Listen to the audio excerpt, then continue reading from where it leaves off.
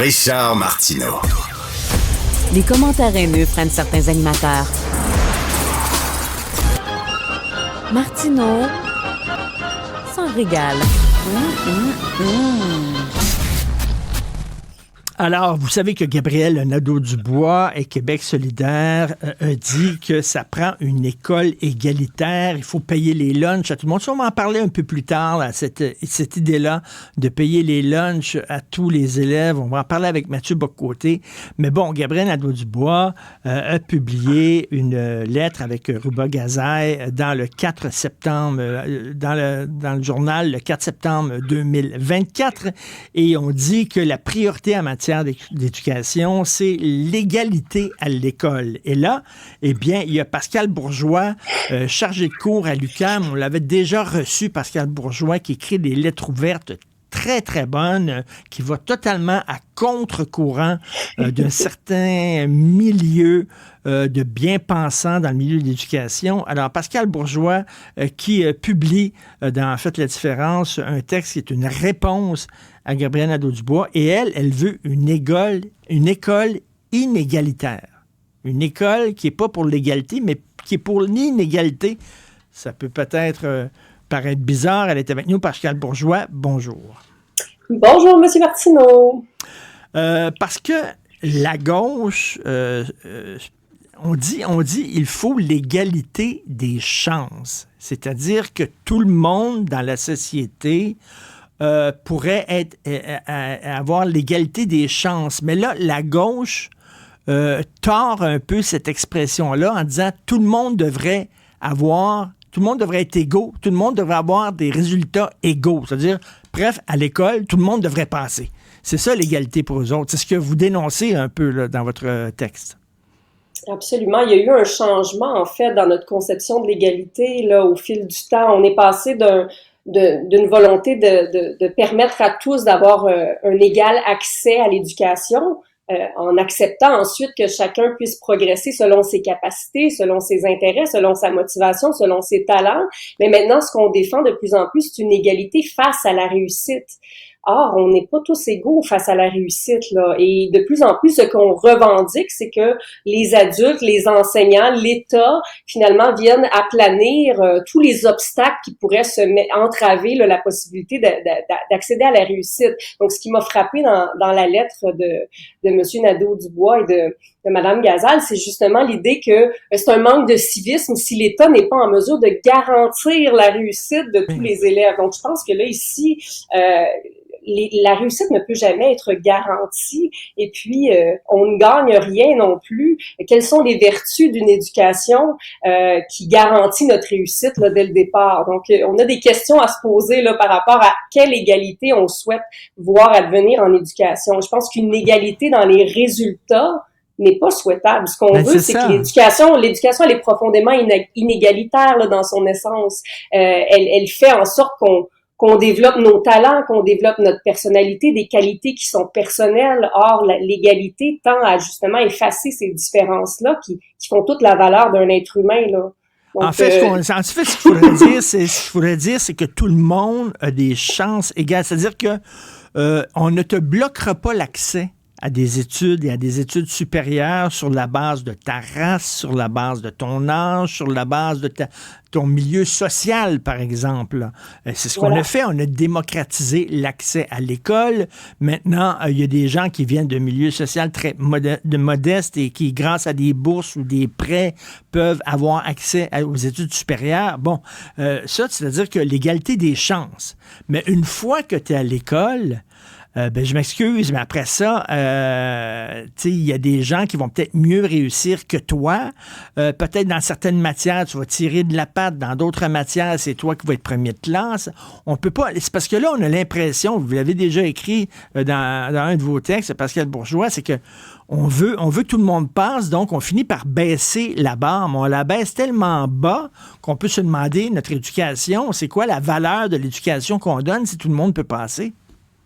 Ben, c'est ça, en fait, c'est qu'on est rendu à un point où on interprète toutes les formes d'inégalité en termes de résultats ou toutes les disparités qu'on peut observer dans le monde comme nécessairement la source d'une injustice, d'un système qui est injuste. Donc, si finalement on passe tous le même test standardisé et qu'il y a certains groupes culturels ou certains groupes marginalisés qui réussissent moins bien, mais là, on saute à la conclusion que c'est le test qui est inégalitaire, qui est discriminatoire. Mais l'éducation, elle est nécessairement aussi discriminatoire. Là, ça, c'est un autre mot qui est galvaudé. Donc, on a tendance à voir l'égalité comme nécessairement positive, comme quelque chose de bon, et la discrimination comme quelque chose de négatif. Mais quand on passe un examen, c'est ça qu'on veut discriminer. On veut discriminer la bonne réponse, la mauvaise réponse, le travail excellent du travail médiocre.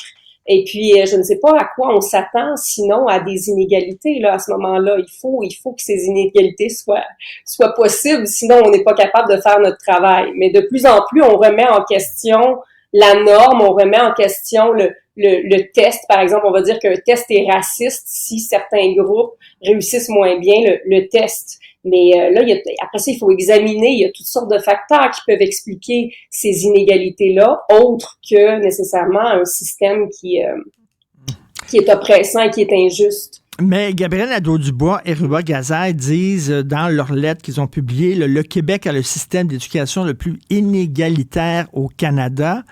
Parce que dans notre système, les élèves qui fréquentent une école privée ou un programme particulier ont plus de chances de réussir que ceux au régulier. Et ça crée une inégalité des chances. Qu'est-ce que vous pensez de ça? Que peut-être que les gens qui sont dans une école privée ont peut-être plus de chances de réussir que ceux qui sont dans une école publique? Mais il y a beaucoup de facteurs qui peuvent expliquer on n'a pas les chances égales de réussite pour plusieurs raisons. D'abord, il y a des talents, il y a des jeunes qui sont plus doués académiquement, donc qui vont réussir mieux, et puis qui ont intérêt à aller dans des milieux où ils sont avec d'autres jeunes qui performent bien pour tirer vers le haut. Justement, il y a un effet. C'est parce que dans le discours actuel, il y a comme cette idée qui veut que si on retirait ces jeunes-là puis on les mettait au public, tout le monde serait tiré nécessairement vers le haut. Donc ça, je pense que c'est une erreur. Là, c'est pas si simple que ça. C'est pas nécessairement en réintégrant ces élèves-là dans le milieu, dans l'école publique, que tout le monde sera tiré vers le haut. Il y a des élèves qui vont être tirés vers le bas, au contraire, qui performeraient mieux dans d'autres contextes. Et je trouve ça particulier parce que on se plaint, par exemple, des programmes à vocation particulière, les concentrations au public. Donc, on défend une éducation qui serait adaptée aux intérêts et aux besoins de chacun, puis en même temps, bien, on voudrait que tout le monde, qu'il y ait un système unique. Et puis, on s'imagine que tous les enfants vont se développer de la même façon dans ce même système. Donc, je pense qu'il y a quelque chose il y a un équilibre à trouver, là, mais et puis de toute façon, je suis de plus en plus sceptique par rapport à la capacité de notre école publique à nous fournir une éducation de qualité. Si les gens délaissent l'école publique, il y a aussi, c'est aussi à cause de toutes les idéologies qui circulent, et puis le fait que les fonctionnaires et les fameux experts qui sont à la source de toutes les réformes ne sont jamais finalement imputables là, par rapport aux conséquences de ça. Donc, est-ce qu'on peut encore se tourner vers le gouvernement et vers le ministère de l'Éducation et vers ces mêmes experts-là pour résoudre tous les problèmes de l'école publique? Je sais pas, je serais prête à essayer autre chose pour voir ce qui arriverait si on avait d'autres choix, disons. Ça, je pense que ça prend des alternatives. Vous osez dire, parce que oui, ça prend un certain courage pour dire ça, en disant, ben écoutez, on n'a pas tous les mêmes capacités, on n'a pas tous les mêmes talents, on n'est pas tous égaux dans la vie. Il y a des gens qui ont plus de talent que d'autres, il y a des gens qui ont plus d'ambition que d'autres, plus de motivation que d'autres.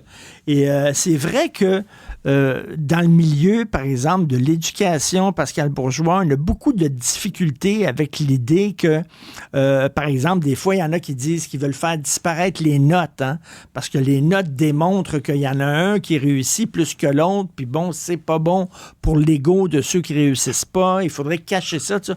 C'est drôle parce qu'on sort des Jeux olympiques, là, Et dans le milieu du sport, on accepte qu'il y a des meilleurs, puis des moins bons, puis qu'il y a une médaille d'or, puis une médaille d'argent, puis une médaille de bronze, puis un podium avec une marche qui est plus haute que l'autre. C'est drôle, hein? Dans le sport, on accepte que les gens n'ont pas les mêmes capacités, mais on ne l'accepte pas en éducation, par exemple.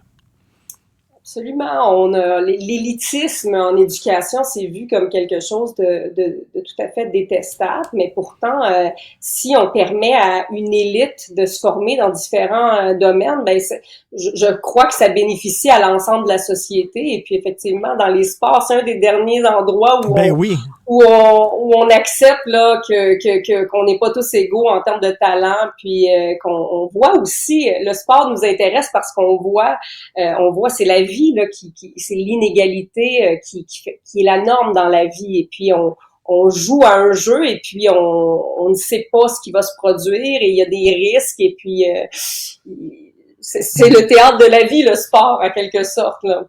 Et qu'une éducation où tout le monde a les mêmes notes, où tout le monde passe, où il n'y a pas personne qui redouble, où il n'y a pas personne qui échoue, il n'y a pas personne qui est meilleur que d'autres, on peut se poser la question, est-ce que c'est vraiment le but de l'éducation? Est-ce que c'est ce genre d'éducation-là qu'on veut offrir? Et je reviens à ça, l'égalité des chances, oui.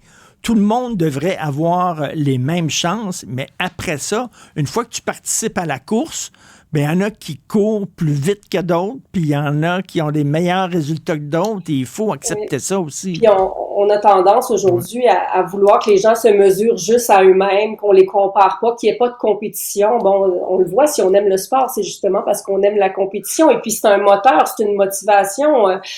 Si on est juste comparé à nous-mêmes, les approches là, qui sont à la mode actuellement, c'est les approches dites positives. Donc, on ne fait que parler de se concentrer sur ce qui est positif, sur ce qui va bien, sur ce qui est bon.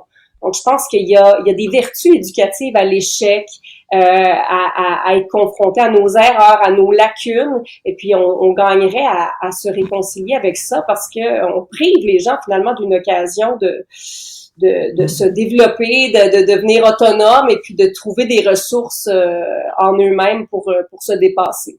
En tout cas, vous avez un titre qui peut choquer certaines personnes pour une école inégalitaire. Allez lire le texte de Pascal Bourgeois, chargé de cours à l'UQAM. Vous pouvez le trouver dans la section Faites la différence sur le site Internet du Journal de Montréal. Merci beaucoup, Pascal. Merci à vous. Bonjour. Bonne journée.